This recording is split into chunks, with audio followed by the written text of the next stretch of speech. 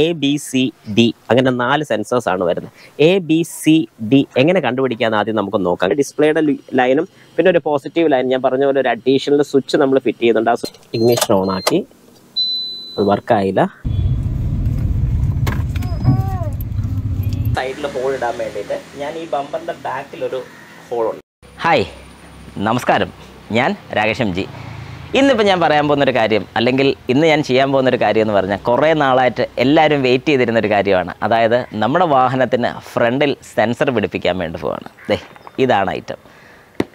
ഇത് കുറച്ച് ദിവസമായിട്ട് ഏതായാലും വരുത്തി വെച്ചൊരു സാധനം. പക്ഷേ എൻ്റെ ഏറ്റവും വലിയൊരു കുഴപ്പമെന്ന് പറഞ്ഞാൽ എനിക്ക് മഴയൊക്കെ കാരണം പിന്നെ ജോലിയുടെയൊക്കെ തിരക്ക് കാരണം ഒരു ഡേ ടൈം കിട്ടിയാൽ ഇത് ശരിക്കും പറഞ്ഞാൽ സെറ്റ് ചെയ്യാൻ സാധിക്കത്തുള്ളൂ. അതുകൊണ്ടാണ് കുറച്ച് ലേറ്റായി പോയി. അപ്പോൾ എല്ലാവരും ഒന്ന് ക്ഷമിക്കുക.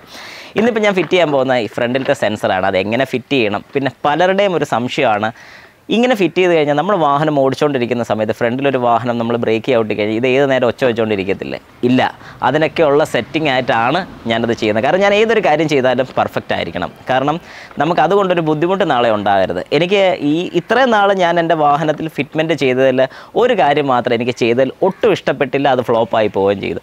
അതും കൂടെ ഞാൻ പറഞ്ഞുതരാം എന്താണെന്നുള്ളത്. അപ്പോൾ എല്ലാവർക്കും welcome back to my channel MG explore.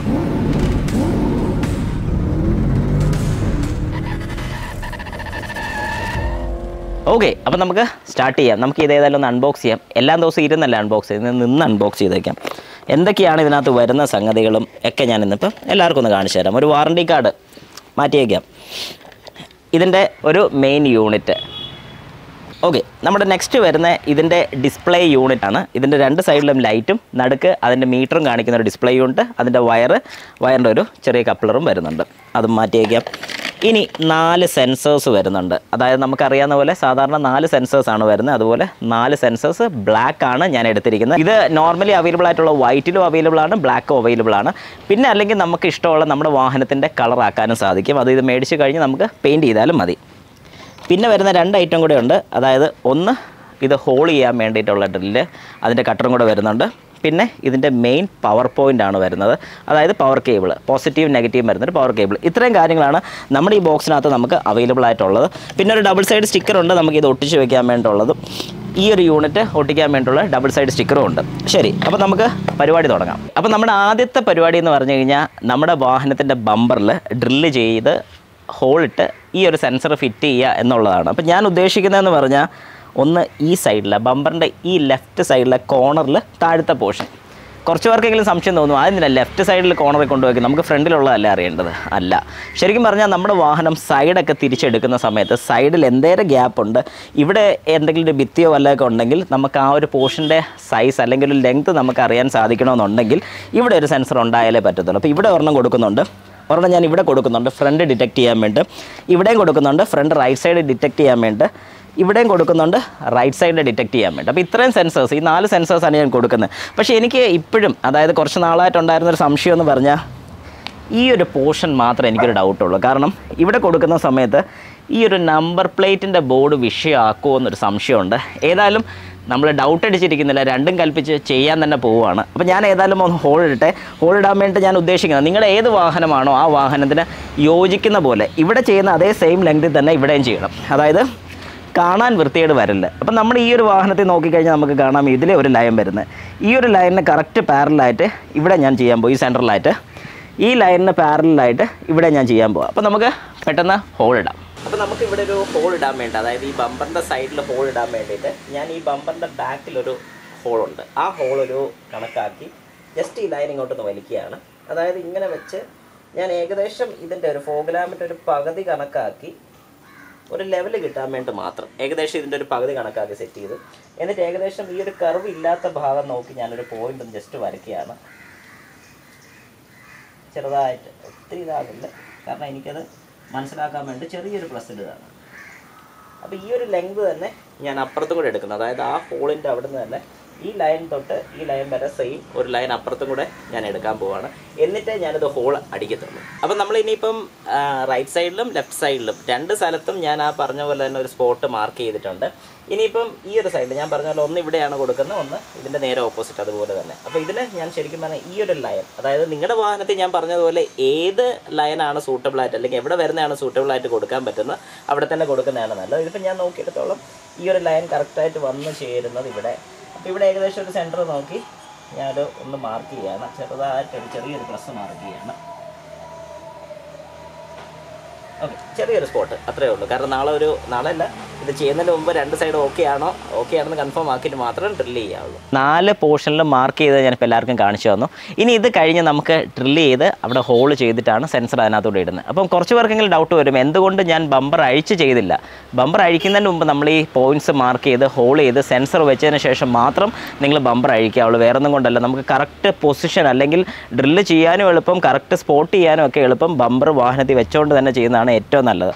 അത് കഴിഞ്ഞിട്ട് മാത്രം ബമ്പർ അഴിക്കുക. എന്നിട്ട് അകത്തോട്ടുള്ള സെറ്റിങ്സും ആ യൂണിറ്റൊക്കെ നമുക്ക് ഫിക്സ് ചെയ്യാനുള്ള രീതിയും വാട്ടർ നമ്മുടെ വാഹനത്തിനകത്തോട്ട് കയറാത്ത രീതിയിൽ വേണം ഈ സെൻസേഴ്സും കാര്യങ്ങളൊക്കെ ഫിറ്റ് ചെയ്യാൻ വേണ്ടി. സെൻസറല്ല, സെൻസറിൻ്റെ യൂണിറ്റും അതിൻ്റെ വയറിങ് അകത്തോട്ട് കൊണ്ടുവരാൻ അതും ഞാൻ നോക്കിയേ ചെയ്യത്തുള്ളൂ. അത് എല്ലാവർക്കും കാണിച്ചും കൂടെ തരാം. ഏതായാലും നമുക്ക് ഡ്രില്ല് ചെയ്യാം. അപ്പം നമുക്ക് ഡ്രില്ല് ചെയ്യാം. അതായത് ഇതാകുമ്പോഴത്തേക്ക് ഏറ്റവും വലിയ എളുപ്പം വയറും കോഡും ഒന്നും കൊണ്ട് നടക്കേണ്ട പോർട്ടബിൾ ഡ്രില്ല് ഉണ്ടെന്നുണ്ടെങ്കിൽ. അപ്പോൾ നമ്മളിവിടെ മാർക്ക് ചെയ്ത് ആ 4 പോയിന്റ്സ് ഞാൻ കാണിച്ചു തന്നായിരുന്നു. അതിലെ റൈറ്റ് സൈഡിൽ ഞാനൊന്ന് തുടങ്ങുകയാണ്. കറക്റ്റ് സ്പോട്ടിൽ വെക്കുക.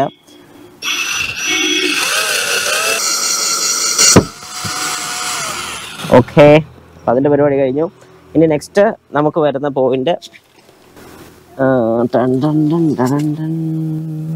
വേണ്ട, ഇവിടെ ഒന്നിവിടെ പിന്നെ ഒന്നവിടെ. ഇനി ഈ ഒരു സൈഡും കൂടെ പെട്ടെന്ന് നമുക്ക് തീർക്കാം. എന്നിട്ട് അപ്പുറത്തെ സൈഡും കൂടെ, എന്നിട്ട് നമുക്ക് ഔട്ടിങ് വരാം. നമ്മുടെ ഹോളിംഗ് എല്ലാം കഴിഞ്ഞു. നെക്സ്റ്റ് സ്റ്റിച്ച് ചെയ്യാൻ പോകുന്ന ഒരു കാര്യം എന്ന് പറഞ്ഞു കഴിഞ്ഞാൽ നമ്മുടെ ഈ ബമ്പർ അഴിച്ചെടുക്കാനാണ് പോകുന്നത്. അപ്പോൾ ബമ്പർ എന്തിനാ അഴിക്കുന്നത് ചോദിച്ചു കഴിഞ്ഞാൽ നമുക്ക് വയർ ഇതിലേക്ക് കയറ്റി ഇടുന്നതുകൊണ്ട് വേറെ ബുദ്ധിമുട്ടോ കാര്യങ്ങളൊന്നും വരുന്നില്ല. നല്ല സുഖമായിട്ട് ചെയ്യാൻ സാധിക്കും. പക്ഷേ പ്രോപ്പർ ആകത്തില്ല. കാരണം വയർ ഇതിൻ്റെ ഇടയ്ക്കൂടെയൊക്കെ കയറ്റിയിട്ട് കഴിഞ്ഞ് വയർ കിടന്ന് ഒച്ച ഉണ്ടാക്കാനുള്ള ചാൻസ് ഉണ്ട്. അപ്പോൾ അതിന് ഏറ്റവും നല്ലൊരു ഓപ്ഷൻ എന്ന് പറഞ്ഞാൽ ബമ്പർ ഫുള്ളൊന്ന് അഴിച്ചെടുത്തിട്ട് പ്രോപ്പറായിട്ട് ആ സെൻസർ കയറ്റി വെച്ച് അതിനുശേഷം ആ വയറെല്ലാം നന്നായിട്ട് ടാഗ് ചെയ്ത് മൊഡ്യൂൾ, അതായത് ഈ റിവേഴ്സ് സെൻസറിൻ്റെ മൊഡ്യൂൾ നമ്മൾ ഈ ബമ്പറിൻ്റെ സൈഡിൽ എവിടെയെങ്കിലും നനയാത്ത രീതിയിലാണ് ഫിക്സ് ചെയ്യാൻ പോകുന്നത്. വേറെ ഒന്നും കൊണ്ടല്ല, റിവേഴ്സ് സെൻസറിൻ്റെ യൂണിറ്റും കൂടെ അകത്തോട്ട് കൊണ്ടുപോയി കഴിഞ്ഞാൽ അത്രയും വയർ അവിടുന്ന് ഇങ്ങോട്ട് കയറി വരണം. അന്നേരം നമ്മുടെ ഈ വയറിംഗ് കിറ്റും കാര്യങ്ങളിലെല്ലാം ഒരുപാട് വ്യത്യാസങ്ങൾ വരുത്തേണ്ടി വരും. അതായത് ഹോളിട്ട് അതിലേ അത്രയും വയർ കയറ്റിക്കൊണ്ട് പോകണം. ആ ഒരു ബുദ്ധിമുട്ട് ഒഴിവാക്കാൻ വേണ്ടിയിട്ട് നമ്മളെല്ലാം ഇവിടെ തന്നെയാണ് സെറ്റ് ചെയ്യുന്നത്. അകത്തോട്ട് പോകുന്ന ആകപ്പാടെ ഡിസ്പ്ലേയുടെ വയറും പിന്നെ ഒരു പോസിറ്റീവ് ലൈനും കൂടെ മാത്രം അവിടെ നിന്ന് ഇങ്ങോട്ട് വരുന്നുള്ളൂ. ഇത്തരം കാര്യങ്ങളാണ് നമ്മൾ ചെയ്യാൻ പോകുന്നത്. ഏതായാലും നമുക്ക് പെട്ടെന്ന് ചെയ്യാം. ഓക്കെ, അപ്പം നമ്മുടെ സെൻസേഴ്സ് നമുക്ക് പിടിപ്പിക്കാം. ഈ സെൻസേഴ്സ് ഞാൻ ആദ്യം തന്നെ കാണിച്ചിട്ടുണ്ടായിരുന്നു. ഈ സെൻസർ ഞാൻ ഒരെണ്ണം ജസ്റ്റ് ഒന്ന് പിടിപ്പിച്ചായിരുന്നു. ഞാനിപ്പോൾ ഒന്ന് കാണിച്ചു തരാം. വേണ്ടേ, ഇതാണ് ഞാനിപ്പോൾ പിടിപ്പിച്ചിരിക്കുന്നത്. നല്ല പക്കയായിട്ട് തന്നെ പിടിപ്പിച്ചിട്ടുണ്ട്. അതിൻ്റെ ബാക്കി ലൈൻസ് ഒക്കെ ഇവിടെയുണ്ട്. നമുക്കിതെല്ലാം പ്രോപ്പറായിട്ട് തന്നെ ഇവിടെ ടാഗ് ചെയ്ത് ഓരോന്നിൻ്റെ ഹോൾസ് എല്ലാവർക്കും കാണാൻ സാധിക്കും. അതെല്ലാം പ്രോപ്പറായിട്ട് ഓരോ സെൻസേഴ്സും ഞാൻ ഇതിനകത്തോട് ഇൻസേർട്ട് ചെയ്തിട്ട് നമ്മുടെ സെൻസേഴ്സ് 4 നമ്മൾ ഫിറ്റ് ചെയ്തിട്ടുണ്ട്. അതെ, 1 ഇവിടെ, 2, 3, 4.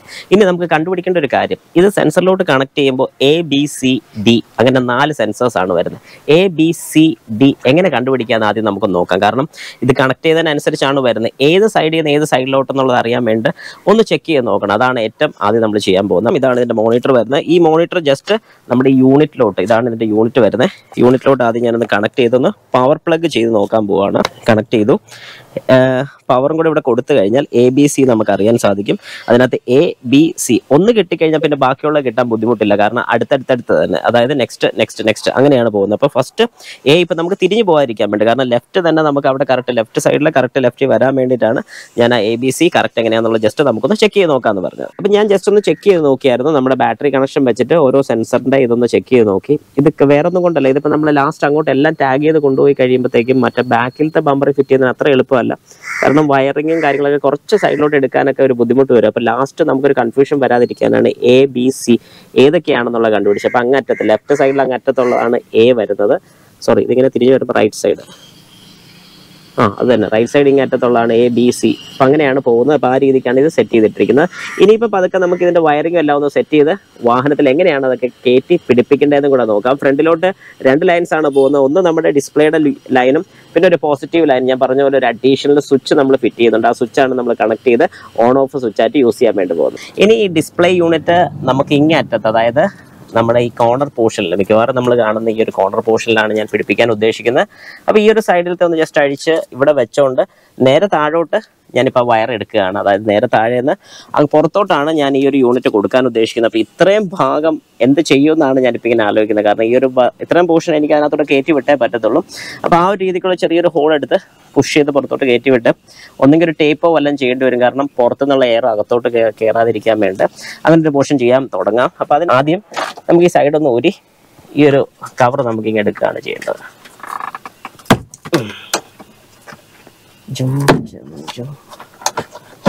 ഓക്കെ, അപ്പോൾ ഈ പോർഷൻ വഴി ഞാൻ പറഞ്ഞ പോലെ ഈ സൈഡിൽ വെച്ചിട്ടാണ് ഈ പോർഷൻ വഴി അകത്തോട്ട് ഞാൻ ഇറക്കി വിടുന്നത്. അങ്ങനെ നമുക്ക് ഏതായാലും ഇറക്കി പുറത്തോട്ടാ വയറൊന്ന് കൊണ്ടുവരാം. ഇതിനകത്തുള്ള എയർ ഫിൽറ്ററിന്റെ കേസ് ഫുള്ളായിട്ട് ഞാൻ അഴിച്ചു മാറ്റി. കാരണം എന്നാന്ന് പറഞ്ഞു കഴിഞ്ഞാൽ എനിക്ക് ഇവിടെ നിന്ന് ഇങ്ങോട്ട് ആക്സസ് ചെയ്യാൻ വേണ്ടിയിട്ടാണ് ഞാൻ എന്നിട്ട് ഒരു കമ്പി അങ്ങോട്ട് അകത്തോട്ട് കയറ്റി. അതായത് ഒരു നമ്മുടെ വൈപ്പർ ബ്ലേഡിന്റെ തന്നെ അതിനകത്ത് വരുന്ന ഒരു കമ്പിയാണ്. ഇത് അകത്തോട്ട് പുഷ് ചെയ്ത് കയറ്റിയിട്ട് അവിടെ നിന്ന് ഞാൻ കാണിച്ചു തരാം. ഈ വയർ കണ്ടോ, ഇപ്പം നമുക്ക് ഇവിടെ നിന്ന് എടുത്ത വയർ, അതായത് ഈ പോർഷനിൽ നമ്മൾ ആ യൂണിറ്റ് വെച്ചു. ആ യൂണിറ്റ് ഇതിലെ നേരെ താഴെ കൂടെ വന്ന് ഇതിലെ നേരെ വയർ എടുത്തു. ഈ വയർ അപ്പുറത്തോട്ട് കൊണ്ടുവരിക. ഈ വയർ ഞാൻ പതുക്കെ ഒന്ന് പുഷ് ചെയ്ത് ഇങ്ങനെ എടുക്കുകയാണ്.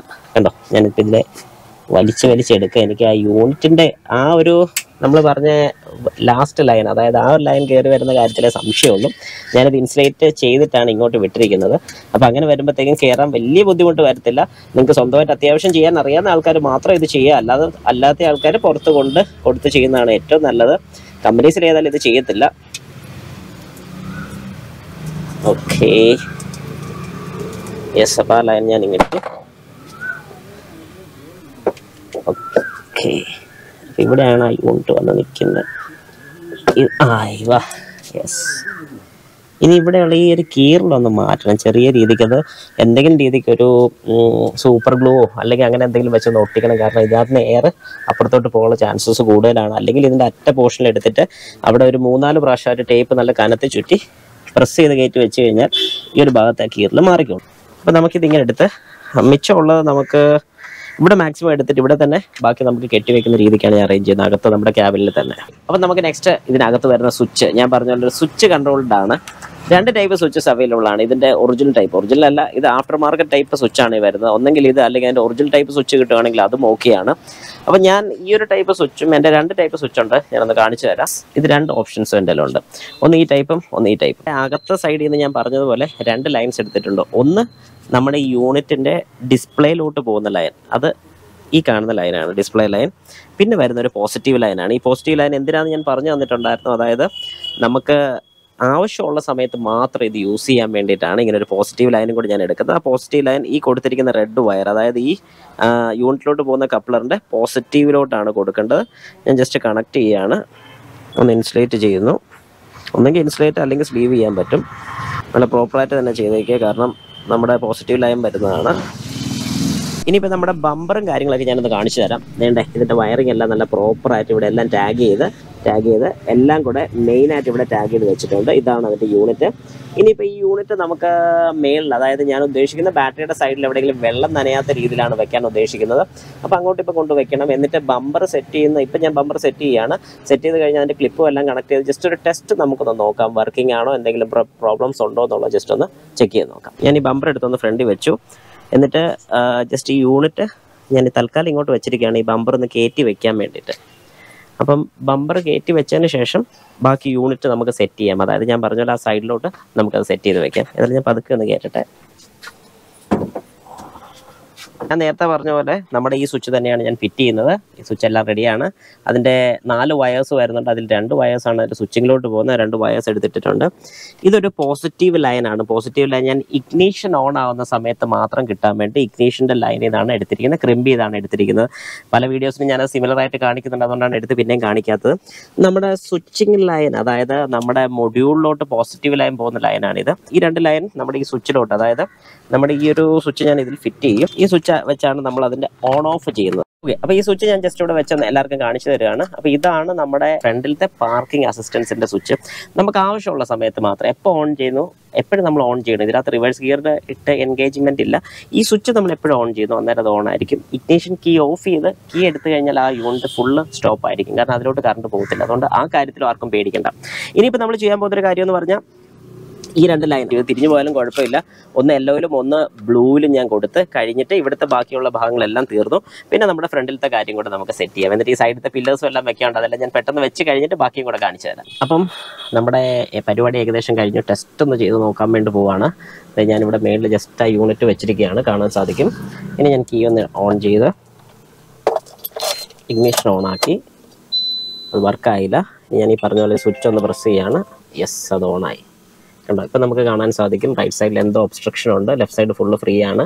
അപ്പോൾ ഇതിനനുസരിച്ച് നമുക്ക് ഡ്രൈവ് ചെയ്യാൻ സാധിക്കും. നമ്മുടെ ബാക്കി ഉള്ള വയറിങ്ങും കാര്യങ്ങളെല്ലാം സെറ്റ് ചെയ്ത് പ്രോപ്പറായിട്ട് പിടിപ്പിച്ച് ബമ്പറും എല്ലാം ഒന്ന് സെറ്റ് ചെയ്തിട്ട് നമുക്ക് ഓടിങ് വരാം. ഓക്കെ, അങ്ങനെ നമ്മുടെ റിവേഴ്സ് സെൻസർ അങ്ങനെ നമ്മുടെ ഫ്രണ്ട് സെൻസർ എല്ലാം നമ്മൾ ഫിറ്റ് ചെയ്തിട്ടുണ്ട്, എല്ലാം റെഡിയാണ്. ഞാനിപ്പോൾ ജസ്റ്റ് ഒന്ന് കാണിച്ചു തരാം. ഇവിടെ ഞാൻ അതിൻ്റെ മെയിൻ യൂണിറ്റ് വെച്ചിട്ടുണ്ട്. ഇതിപ്പോൾ ഞാൻ ടെമ്പററി ആയിട്ട് മാത്രമാണ് വെച്ചിരിക്കുന്നത്, കാരണം പെർമനൻ്റ് ആക്കിയിട്ടില്ല.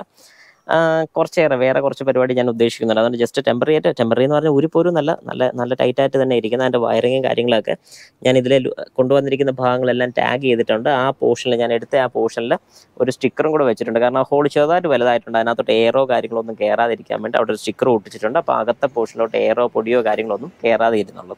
ഇനി നമുക്ക് നമ്മുടെ വാഹനത്തിനകത്തോട്ട് കയറിയിട്ട് സെൻസറിൻ്റെ വർക്കിംഗ് എങ്ങനെയാണെന്ന് ജസ്റ്റ് ഒന്ന് നോക്കാം. അപ്പോൾ നമ്മുടെ വാഹനത്തിനകത്ത് കയറി ഞാനിപ്പം ഈ ഒരു സ്വിച്ച് കാണിച്ചു തന്നിട്ടുണ്ടായിരുന്നു. ഇതാണ് നമ്മുടെ സ്വിച്ച്. ഇത് ഞാനൊന്ന് ഓഫ് ചെയ്യുകയാണ്. ഇതിപ്പോൾ ഓഫ് കണ്ടീഷനാണ്. നമ്മുടെ യൂണിറ്റ് അത് ഇവിടെയുണ്ട്, സ്റ്റിക്ക് ചെയ്താണ് വെച്ചിരിക്കുന്നത്, അത് ഓഫാണ്. ഇനി ഞാൻ ഈ യൂണിറ്റ് ഒന്ന് ഓൺ ചെയ്യാൻ വേണ്ടി പോവാണ്. യെസ്, ഇപ്പോൾ അത് ഓണാണ്. ഇപ്പം നമുക്കെല്ലാം കാണാൻ പറ്റുന്ന പോലെ അതിൻ്റെ വർക്കിംഗ്. ഇപ്പം അത് ബ്ലൂ കാണിക്കുന്നത് വേറൊന്നും കൊണ്ടല്ല, അതിലിപ്പം വേറെ ഡിസ്ട്രാക്ഷൻസോ കാര്യങ്ങളോ ഒന്നുമില്ല. ഫ്രണ്ട് ഫുള്ള് ഫ്രീ ആണെന്നാണ് കാണിക്കുന്നത്. ഞാനിപ്പോൾ വാഹനം ഒന്ന് സ്റ്റാർട്ട് ചെയ്യാൻ വേണ്ടി പോവാണ്. സ്റ്റാർട്ട് ചെയ്തു. ഇപ്പം എല്ലാവരും ഒന്ന് ശ്രദ്ധിച്ചോണം. ഞാൻ കുറച്ചൊന്ന് ഫ്രണ്ടിലോട്ട് എടുക്കാം.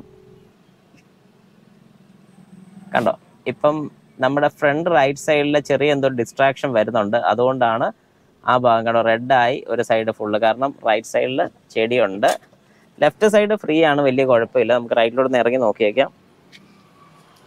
കണ്ടോ, ഇവിടുത്തെ ഡിസ്ട്രാക്ഷൻസ് കാരണമാണ് ഈ ഒരു ഏരിയ. അപ്പം ശ്രദ്ധിക്കുക എന്നാണ് അത് ഉദ്ദേശിക്കുന്നത്. ഇനി ഞാൻ ഇപ്പോൾ ഒന്ന് ജസ്റ്റ് പുറത്തോട്ടൊന്ന് കയറാം. പുറത്തോട്ടൊന്ന് ഞാനിപ്പോൾ നടന്ന് കാണിച്ചാൽ ഇപ്പം നമ്മുടെ റൈറ്റ് സൈഡ് ഓക്കെ ആണ്. റൈറ്റ് സൈഡിൽ ഈ ഒരു അറ്റ ഭാഗമാണ് പ്രശ്നം. ഇനി ആ ലെഫ്റ്റ് സൈഡിലോട്ട് വരാം. ആ ലെഫ്റ്റ് സൈഡിലെ കളർ ചേഞ്ച് ചെയ്ത് നോക്കിക്കോളാം. കണ്ടോ, ഇപ്പം ലെഫ്റ്റ് സൈഡിലെ ഇത് റെഡ് ആകുന്നുണ്ട്, കാരണം ഞാനിപ്പോൾ അതിൻ്റെ അടുത്ത് നിൽക്കുക. ഇതുപോലെ നമ്മുടെ സൈഡിലത്തെ പോർഷൻ ഒക്കെ ആരെങ്കിലും പോവുകയാണെന്നുണ്ടെങ്കിൽ സൈഡിലത്തെ പോർഷനിൽ കൂടെയൊക്കെ, അതായത് ഞാനിപ്പോൾ നിൽക്കുന്ന പോലെ ഈ സൈഡൊക്കെ നമ്മൾ ചേർന്ന് പോകുമ്പോഴത്തേക്കും അവിടെ ആ ഒരു വാർണിംഗ് ലൈറ്റ് കാണിക്കും. നമുക്ക് ഏകദേശം ഒരു ഐഡിയ കിട്ടും എങ്ങനെയാണ്, അതായത് എത്രത്തോളം ഡിസ്റ്റൻസ് ഉണ്ട്, അല്ലെങ്കിൽ ഇനി വല്ലതും തട്ടോ മുട്ടോ വല്ലതും കിട്ടാനുള്ള സാധ്യതയുണ്ടോ എന്നുള്ളൊരു കാര്യത്തിനെക്കുറിച്ച് നമുക്ക് നല്ലൊരു ഐഡിയ കിട്ടും ഇങ്ങനെ ഒരു സെൻസർ ഉണ്ടെന്നുണ്ടെങ്കിൽ. പിന്നെ ഇത് മാൻഡേറ്ററി ഒന്നുമല്ല, ഞാൻ ജസ്റ്റ് ഇങ്ങനെ ഒരു കാര്യം ചെയ്യാമെന്ന് പറഞ്ഞതുകൊണ്ടും അങ്ങനെയാണ് ചെയ്തത്. പിന്നെ ഏറ്റവും നല്ലത് ഫ്രണ്ട് ക്യാമറ തന്നെയാണ്. പലരും അതിനകത്ത് ചോദിക്കുന്നുണ്ട് എന്നാൽ ക്യാമറ ആഡ് ചെയ്താൽ പോരെന്ന്. മതി, ക്യാമറ ആഡ് ചെയ്യുകയാണെന്നുണ്ടെങ്കിൽ അതിനും ഈ പറഞ്ഞ പോലെ ഡിസ്പ്ലേയും കാര്യങ്ങളൊക്കെ നമുക്ക് വേണം.